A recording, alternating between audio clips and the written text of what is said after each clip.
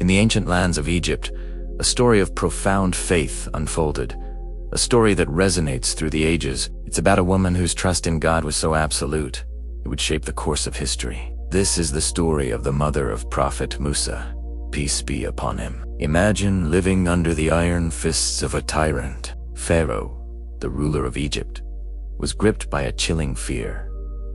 A prophecy foretold that a boy from the children of Israel would rise to challenge his throne. His solution was monstrously cruel. He commanded that every single newborn Israelite boy be ruthlessly taken from his mother's arms and thrown into the great Nile River. A wave of terror and grief swept through the land.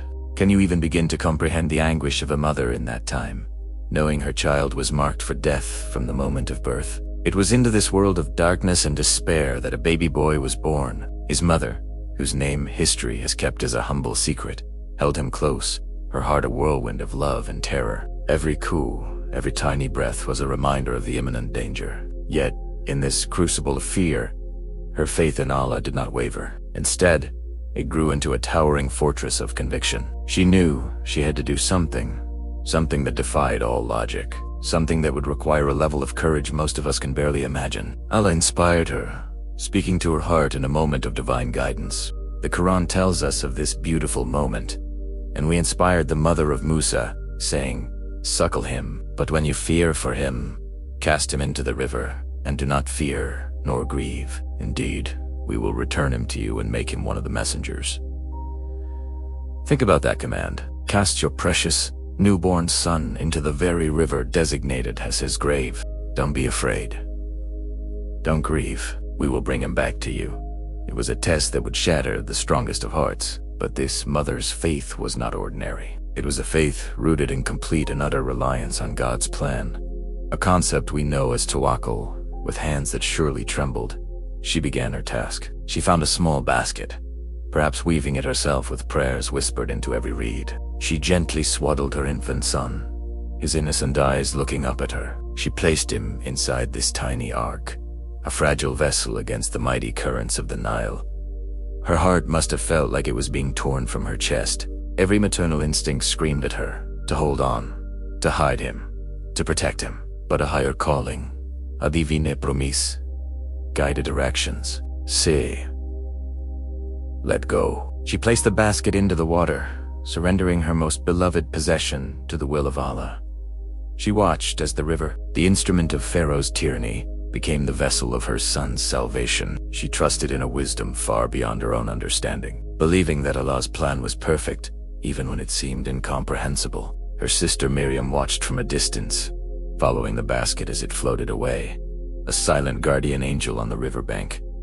And what a plan it was. The currents didn't carry the basket to a tragic end. Instead, they guided it directly to the one place no one would have ever expected, the palace of Pharaoh himself. It was discovered by the household of the very man who sought to destroy him. When Pharaoh's wife, Aisha, saw the beautiful baby, her heart was filled with an instant love. She persuaded Pharaoh to adopt the child, to raise him as their own. And so, Musa, the boy who was meant to be a victim of Pharaoh's cruelty, was raised in the heart of his enemy's fortress. He was nurtured, educated, and protected, all under the watchful eye of Allah. The divine plan was unfolding in the most miraculous way. Soon after, the baby refused to be nursed by any of the women in the palace. It was then that his sister, Miriam, cleverly stepped forward and suggested a woman she knew who could nurse him. And who was that woman?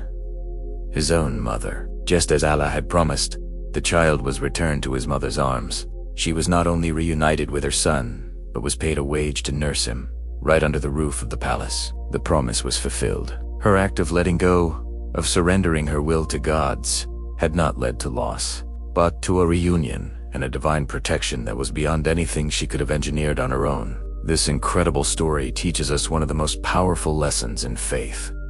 Faith isn't just a passive belief, it's active trust. It is the courage to act, to surrender, to let go of our desperate need for control, especially when we are faced with our greatest fears. The mother of Musa demonstrated the ultimate tawakkul. She surrendered her most precious child to Allah's care, knowing that He is the best of planners. Her story reminds us that life's greatest trials often require us to release our grip. When every instinct tells us to hold on tighter, Faith sometimes asks us to open our hands and trust. It asks us to believe that even when we can't see the path ahead, God is guiding our steps.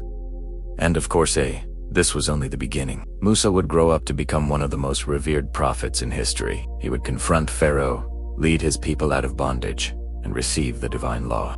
His mother's initial act of faith was the first, crucial ripple in a wave of divine events that would change the world forever. As the Qur'an beautifully states, indeed, Allah is with those who have patience.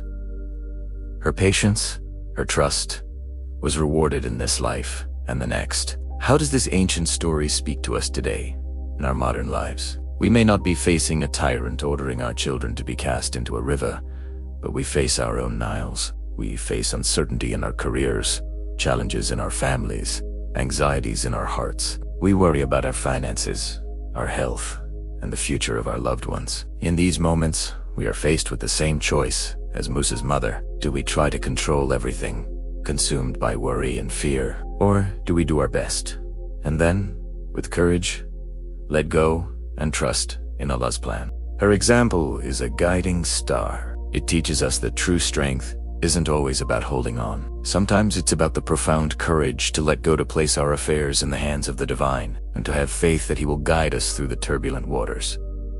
Her story is not just a tale of the past. It is a timeless lesson in courage, a testament to the power of a mother's love, and a beautiful illustration of faith in action. It is a quiet, powerful reminder that true peace is found not in controlling our destiny, but in surrendering it to the one who created it. Thank you for joining me on this reflection. If this story touched your heart, please like, share, and subscribe for more content that explores the depths of faith and history. Until next time.